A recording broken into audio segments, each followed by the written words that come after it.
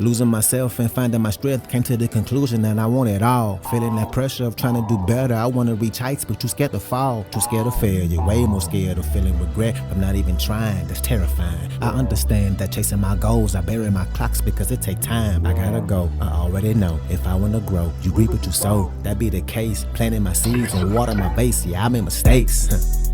Yeah, I know you grow in your garden, but watch for the snakes.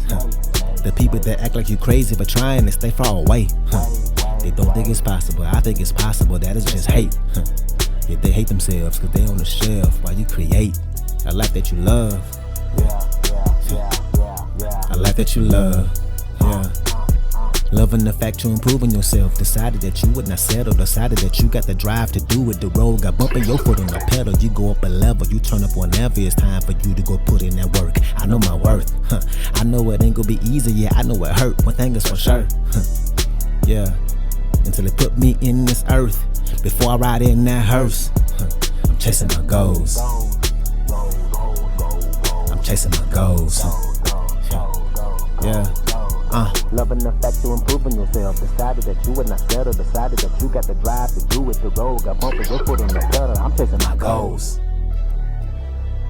All right, and welcome back to another episode. Thank y'all so much for being here. If you are on YouTube, go ahead and like and subscribe to my channel, like right now. Just do it right now. If you are listening to me on a podcast platform, please leave me a review. Also, become a monthly supporter of the show. You can choose the amount. It can either be $3, $5, $8, or $10. And you can cancel at any time. But why would you ever do that? But let's go ahead and dive in. Today, let's talk about how to become better than you were this year in 2026. And not just how to be better, but how you can do things the majority of people you know won't be able to do. To put yourself in that top 10% of people who find the most joy and happiness and success and have the great experiences in life, and how you can have all that be better than about 90% of the people you know. And look, we all at some point have had the idea that in order to find success, you got to work harder, you got to grind, you got to put in extra work. That's how you find success. And yeah, that's part of it. It's a requirement in most cases. But it ain't the only thing that's going to separate you from 90% of people when it comes down to it. And what separates them is the things they do. And three things in particular, and these are the things that they do when nobody else is watching, right? And what it really boils down to is the systems you put in place, the system of discipline, of vision, and being able to handle and master your emotions. And my goal for this one is to kind of be a manual that you can follow. So that in 2026, you're going to leave this current version in the past, right? Not the good stuff. We're talking about the positive stuff with us. We're taking the positive stuff with us. We're going to follow this manual, this playbook, and help us create the life we want, to help us be in that 10%, that top 10%. And what I'm going to say first is nothing new. We can all understand that if we want to be in the top 10%, and that's in anything, but if you want to be in the top 10%, then we can't do what the other 90% do on the regular. We know that. We understand that. Look around you at the people you know personally, right? The people you see in your news feed, just in general. Do the majority of them live a life that inspires you, that motivates you, that you want to follow and be just like them? No, for the most part, 90% of the people you meet don't have the kind of life you want to follow to a T, to just be just like them. For the most part, the majority of people we know are kind of the same when it comes to their comfort and their dreams and goals and personal growth. And like I say all the time, the majority of the people you know will never work on themselves. They just won't. Even when they know they probably should, they don't. And the question we have to ask ourselves is, do we truly want to fit in with that? Because most people can scroll way longer than they can work on themselves or work towards their future. They talk about action way more than they take action. Unfortunately, most people we know are just not inspiring, right? They're not trying to be better, right? And I'm not saying that we are trying to be quote unquote better than other folks, right? But we consciously know that if we want to be in that top 10% of people, that we If we want to be in that top 10% of people that live the kind of life that we truly want to live, then you have to do things that the other 90% ain't willing to do. And it has to be a conscious effort. Make it a conscious effort to not want to fit in. Because 10% is rare. And if you want to be a rare person, then you need to live a rare life. Your habits have to be rare. Your drive has to be rare. You have to think in decades of a time frame, right? What do I mean by that? Well, the big reason why most folks are in that 90% is because they only think about the short term. They only think about their lives in moments. They only think about what's going to make them happy right now, in this instant, this day, this night. They think in terms of, well, I know I should be working on my future, but it's so easy to just scroll on TikTok right now. And I know I said it for years that I want to be a person who is more productive and don't waste time. But it's so easy to say, I'm going to start it tomorrow or next week, instead of realizing and moving with the mindset that everything I do today is a building block for my future. That the actions I take today, the actions I take and don't take right now, they are going to paint the picture of how my life looks a decade from now. Are the daily choices you make in alignment with the person you want to be in 10 years from now? And for a lot of people, that answer is no. Do you even know who you want to be in 10 years?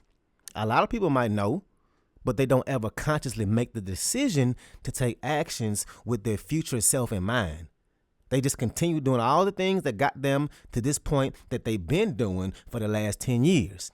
Most people are reactive to their current reality in life and only take actions for the now. They watch the Netflix, they scroll, they eat the unhealthy food, they go shopping, they don't work on themselves, right? They don't try and change who they are. So really ask yourself this. What do I want to be in 10 years? Where do I want to be in 10 years? And ask yourself about the kind of person, right? What kind of habits does that person have? How do they think? What do they do on a daily basis? And ask yourself, what am I doing right now that's making that version of me impossible?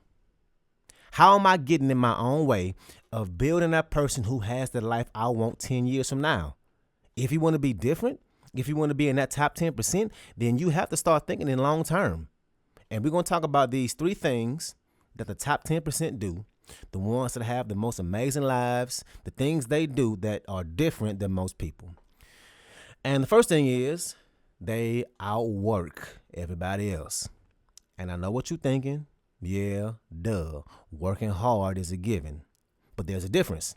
See, I ain't talking about working extra hard to go prove somebody wrong, or working hard as hell to turn around and say, look at me, nobody can outwork me. Or for your goal to be to just work hard and work more and more hours of the day, right? This ain't about burnout. Yes, it's important to work hard, but it's the kind of work that's the most important. I'm talking about the intentional work and how laser focused you can be on that work. And I heard somebody call it intentional intensity. And I love that phrase, intentional intensity, being intense in a very intentional way. I'm not talking about working more hours. I'm talking about working more hours in the hours you have, or working more in the hours you have. And I know that probably don't make sense, but let me give you an example. If you think about an office job, right? We done all had them jobs where you have, let's say, an 8-hour shift. But if you boil it down to your actual work, you really only work like 2 hours, right? We all done had them jobs, right? You know what I mean? For example, I had an interview with this company, and I won't say who, but it was for a position on their DEI programming to train other companies. And in the interview, they know I'm an actor. They understand that this is my passion. And it came up that, whenever they would have their conferences, which is like 3 to 5 times a year, and they're only like 3 days long for each one of them. But when they would have those, I wouldn't be able to miss it, right? I couldn't tell them, actually I'll be in tech week that week, so I can't do it, right? Which I understand that. If I were to have this job, then whenever they would have these conferences, I couldn't be in a show, or I have to work it out in my schedule that I would not be able to miss these conferences, right? And we got to the point in the interview where they asked if you got any questions for them. And I asked them what a normal work day would look like and all the weeks in between having those conferences. And the answer, boy, let me tell you, the answer they gave me was basically they have a daily meeting, it's 5 of them, and you talk about what you're working on. Basically, you can choose the areas in which you want to strengthen about yourself, right? Whatever things you want to read up on and research, right? Articles you found that are interesting. And you do this during the times when you ain't planning for one of those conferences. And when you get a conference booked, right, then you start planning like 2 weeks out. 2 weeks. 2 weeks of work plus the 3 days of the actual workshop. Okay? You do the math. 2 weeks, let's say 5 workshops a year. That's 10 weeks and 5 workshops, 3 days each. That's 15 days. So 3 business weeks. So a total of 13 weeks in a year. So that's 39 other weeks that work ain't actually being done. And they had the nerve, the audacity to be concerned if I would be able to do theater and that job. Can I do both? Yes. Hell yeah. As a theater person, I already do more than what y'all do right now. And I can do what y'all do even during prep week and have a show at night and get the job done. I couldn't believe how easy that job was. Now, granted, I know I would have got tired of having a damn morning meeting every day just to update 4 other people on what I'm working on, right? The meetings are an hour long, mind you. Hell no, right? Blessing in disguise that I didn't get that job. Anyway, my point is, sure, at that job, they do, quote unquote, do work, but they only get laser focused in the weeks leading up to the conference. A lot of times we do work, but we only work on things that don't necessarily bring productivity. Most of the times, we ain't working efficiently with our time, right? Your to-do list is important. It's full of things you need to do. But the problem is when we prioritize the wrong things on that list. Laundry is important. Making your grocery list is important. Washing your car is important, but it can't have the same weight or same priority as the actions you need to take to work on that thing you're working on yourself, on your goals. And so it ain't about working harder. It's more about working more efficiently with the time we have to work. And one of the most important things or important ways to do this is to do what's called deep work.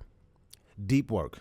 To schedule yourself for that deep work. And it's really simple, but I'll be damned if it don't work. What it basically is you being laser focused on that task, whatever that task is. And you literally turn off yourself from the rest of the world. Put your phone on airplane mode or in a whole nother room. You schedule yourself from everybody else. You lock yourself away and you don't look at TV or emails or anything else but what it is you're working on. And the reason why it's important to schedule this deep work is because you need to prepare to be free from all the distractions. Get prepared for that. And like I always say, when it comes to this self-development journey, I'm on this journey with you. And the more and more I learn and come across skills and tools to use, I keep seeing more and more successful people say the same thing, that the most successful people can have that super laser focus when it comes to the work they put in, that they get like a heat-sinking missile when it comes to accomplishing those really important tasks. The most important ones on the day, right? It's important to get focused on those first, deep work, deep focus on those to get those checked off. And ask yourself, what do you need to do to get more focused? It ain't always about the hours in the day. It's about how focused you are and how intense you are with that focus. And another big one when it comes to focus, and it ain't rocket science, but to get things done before the rest of the world is up. To get up early, when it's quiet, when the kids still asleep, or before the day starts bustling and hustling, before all the notifications start, before you read about something crazy in the world, before the news cycle hits, before you scroll and see that crazy thing on social media. And I can tell you from experience that this is some of the best time to work. It's quiet. Your brain is fresh. So anyway, that's the first thing. The most successful people, they outwork everybody. First thing. The second thing they do is they outheal everybody else. Yeah, I said it. They outheal everybody else. They heal what's holding them back. One of the biggest reasons why we don't get to where we want to be ain't because of our schedules or obstacles or circumstances working against us. It's the stuff inside of us that we just haven't looked at. The things we ain't worked on yet. You can't outwork trauma. You can't out strategize self-doubt. You can't work past self-hatred. You can't be highly successful without addressing your imposter syndrome. So many people go into the new year every year and expect a different outcome. They expect a different external circumstance when they haven't addressed the internal obstacles that keep holding them back year after year. You might say, well, I'm not where I want to be because I procrastinate. Well, yeah, you do procrastinate, but that ain't why you ain't where you want to be. It's because you fear people judging you for whatever reason that may be. Maybe you had really judging parents growing up, and when you feel like somebody judges you, you get triggered. Maybe you procrastinate because you are truly deep down afraid of the success, because that's a real thing. We can't be afraid of the success and the success we have to maintain to keep it up, right? And you're afraid of that success because you have low self-esteem and you don't feel like you deserve it or that it's real. Procrastination is the symptom, and your parents judging you or you having low self-esteem is the wound, the thing you need to heal. Same thing with overthinking. You're not where you want to be. You're not where you want to be, not because you're an overthinker. You're not where you want to be because you made quick decisions in the past that hurt you or hurt other people and were really bad. And so now you take way too much time to take action because you spend so much time just thinking about it instead of doing it because you have that wound from a past failure. You see what I'm getting at? These are things that keep making you self-sabotage, things you need to address. And until you do, they're just going to keep showing up in your life one way or another.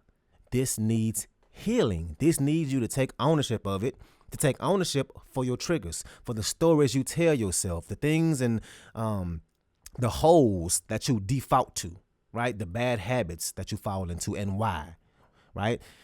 The things that happen to us or in our past, they affect us and they stay with us. Those things may not be our fault, but unfortunately, they are our responsibility.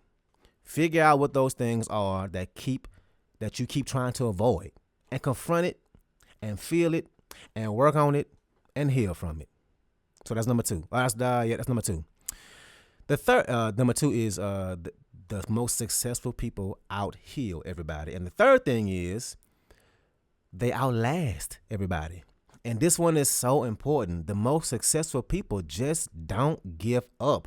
They get comfortable with consistency and ups and downs and the boredom and the hectic. And they just keep going. You got to expect the hard. You got to expect it to be challenging. 90 to 95% of people give up on their goals. 90 to 95% of people give up on their goals. And that's a fact. That's what studies show. And remember how I talked about in the beginning of this episode that only 10% of people truly find that joy and happiness and success? This is a big reason why. They just quit. They know that, yeah, when you first start something, it's going to be exciting. It's going to be easy to work on it, to keep going when it's exciting and fun and new. That's easy, right? But eventually, it's going to change. It's going to get boring, and it's going to get hard and tough. And the top 10%, they keep going when it gets boring, when they feel like they might not be making progress. They stay consistent. And remember this, finding success in something, it ain't about big milestones. You don't just start something and then just hit a milestone after milestone, right? It's about all the boring steps, those small little steps you take day in and day out, that consistency, pushing through the boring, showing up day in and day out. That's how you get to the milestone. Not starting something, working on it while it's fun and exciting, and then once it leaves, jump to something else. No. The most successful folks, they stay consistent and they just outlast everybody. And that boredom, it ain't a bad thing. It's a requirement. It's part of the process. When you mining for gold, right? When you don't strike gold with your first swing of that hammer or pick or whatever they use, Clearly, I don't know. But they don't quit, right? They keep going. Because once you do strike gold, it's all worth it. Your job is not to feel motivated. It's to be consistent. Even when your feelings don't feel like showing up. And I say this all the time. But for me, it's my daily plan. Me executing my plan day in and day out. It not only ensures that I'm going to be productive for the day, but it builds the habit of me showing up. The habit of me being consistent, of working towards something day in and day out. So even when I accomplish one thing and I move to the next or something gets added, I know how to go after it. I built up that muscle of putting in the work. But get consistent. Outlast everybody. Most people never accomplish their goals and their dreams because they quit. They give up. And how can you ever accomplish anything if you quit? So these are the three things: Outwork, Outheal, and Outlast. Outwork. It ain't about more hours, but more focused and efficient hours. Outheal. Work on yourself. The fact that you listen to this podcast is a good start. Now you just need to take the actions that we talk about on here, right? I really hope you are not listening to me and you are not actually taking action, because I hate to tell you, but you wasting my time and yours. Do the work. I promise you it pays off. And finally, Outlast. Don't give up. Stay consistent, build the habits, and keep going. So that's what I got for y'all today. Man, thank y'all so much for making it to the end of this episode. It would be very grateful for me if you were to become a monthly supporter of the show. You can choose the amount. It can be $3, $5, $8, or $10, and you can cancel it anytime. Why would you ever do that?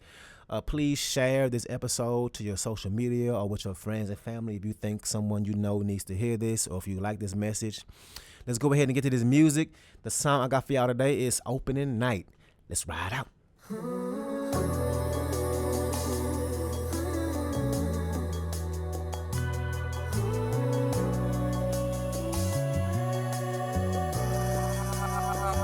Yes, yes.